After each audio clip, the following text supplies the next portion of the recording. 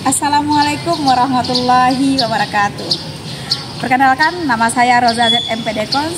Saya adalah guru bimbingan dan konseling di SMP Negeri 17 Padang. Pada kali ini saya akan berbagi praktek baik tentang inovasi pembelajaran sebagai guru bimbingan dan konseling, yaitu asesmen non-kognitif. Adapun inovasi yang saya lakukan di sini adalah bagaimana membuat program diari di sekolah untuk mengetahui siswa saya di sekolah ini. Bagaimana ceritanya? Mari kita simak berikut ini. Pak Tani menanam padi. Padi ditanam di pagi hari. Mari kita mengenal siswa kita sendiri melalui program menulis diari.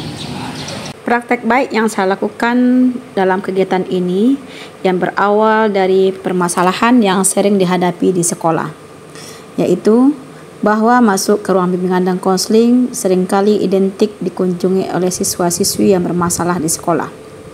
Selain itu, ada kesan negatif yang dirasakan oleh siswa ketika mereka masuk ke ruang BK. Padahal, siswa-siswa yang bermasalah tersebut hanyalah iceberg atau puncak kecil yang muncul di permukaan dari gunung es problematika remaja yang mengapung di lautan kehidupan mereka. Masalah-masalah remaja pada milenium ini jauh berbeda, rumit, bahkan ada yang berbahaya dibandingkan masalah-masalah ketika saya mengalami masa-masa remaja di ujung milenium silam.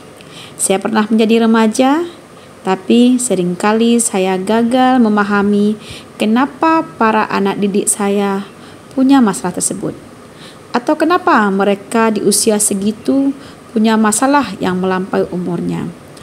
Awal program ini dimulai dari meminta siswa menuliskan masalah yang membuat kamu kesal di rumah atau di sekolah, yaitu ketika saya memberikan format biodata yang dilengkapi oleh curhatan hati atau curhat. Ternyata setelah membaca apa yang mereka tulis, saya terkejut dengan melihat apa yang mereka alami. Mereka yang mengisi dikenal sebagai anak yang baik, pintar, dan tidak pernah bermasalah. Merekalah yang bisa kita sebut sebagai gunung es yang tersembunyi di bawah permukaan laut. Dengan banyaknya permasalahan yang dihadapi oleh siswa, di mana jika guru bimbingan dan konseling atau konselor sekolah mau meluangkan waktunya untuk menganalisa lebih jauh situasi para anak didiknya, di mana ia berusaha memahami sebab-sebab problematika mereka sebelum meledak menjadi masalah, mungkin banyak siswa yang terhindar dari keharusan untuk mengunjungi ruangan BK. Sayangnya, para guru BK tidak punya waktu dan juga kuantitas SDM yang memadai untuk menangani ratusan siswa sekaligus. Dengan menyadari situasi ini, saya sebagai guru bimbingan dan konseling di SMP Negeri 17 Padang berinisiatif untuk membuat program menulis diari. Kira-kira menurut anak ibu, kenapa ibu suruh menulis diari? Adapun tujuan dengan menulis diari ini, yang pertama, dapat menciptakan kenangan berharga bagi murid, di mana diari ini juga berfungsi sebagai catatan perjalanan hidup. Selain itu, dengan menulis diari dapat mengolah stres dan kecemasan. Tujuan lain dalam menulis diari yaitu meningkatkan kesehatan mental. Dengan menuliskan perasaan dan pengalaman, seseorang dapat memproses emosi dengan lebih baik dan menemukan cara untuk mengatasi tantangan yang dihadapi. Menulis diari dapat meningkatkan fokus dan produktivitas. Dengan menulis diari juga dapat membangun hubungan yang lebih baik. Kegiatan menulis diari ini saat belajar dengan saya diberi waktu 5-7 menit. Setelah itu mereka kumpulkan. Dan sebelumnya di rumah juga sudah ditugaskan menulis diari setiap hari tentang keseharian. Kegiatan selanjutnya setelah diari diisi oleh siswa, yaitu sebagai guru BK membaca dan mengomentarinya. Karena ini salah satu bentuk tindak lanjut dari diari yang telah dibuat. Dan kalau diari ini berisi masalah yang perlu dilakukan konseling individual, maka akan dipanggil siswa untuk melakukan konseling individual. Ini salah satu diari siswa yang rasanya perlu dipanggil anak ini untuk melakukan konseling individual.